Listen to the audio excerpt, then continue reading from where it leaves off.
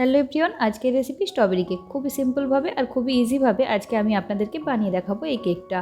আর এটা যে কতটা স্পঞ্জি হয়েছে সেটা আপনারা দেখেই বুঝে গেছেন। তাহলে চলুন রেসিপিটা শুরু করা যাক।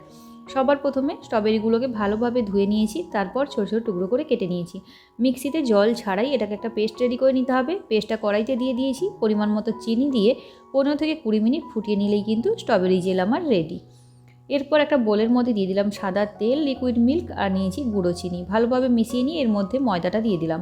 ময়দা দিয়ে ওপর থেকে দিয়ে দিলাম স্ট্রবেরি জেলটা। অল্প অল্প করে জেল দিয়ে এটাকে মিশিয়ে একটা ব্যাটার রেডি করে নিতে হবে। কোনো রকম লিকুইড মিল্ক কিন্তু আর লাগবে না। এরপর কেক টিনটা আমি রেডি করে নিয়েছি। এরপর দিয়ে দিলাম বেকিং পাউডার, বেকিং সোডা আর লেবুর রস। ভালোভাবে মিশিয়ে নিয়ে দিয়ে দিলাম কেক টিনের মধ্যে। কেকটাকে বেক হতে বসিয়ে দিলাম 30 থেকে 35 মিনিটের জন্য। কেকটা আমার পারফেক্ট হয়ে গেছে। এবার ঠান্ডা হয়ে যাওয়ার পর কেকটা বের করে নিয়েছি, ওপর থেকে একটু ডেকোরেশন করে দিলাম। পুরো রেসিপি আমার চ্যানেলে দেওয়া আছে, চাইলে দেখে নিতে পারেন।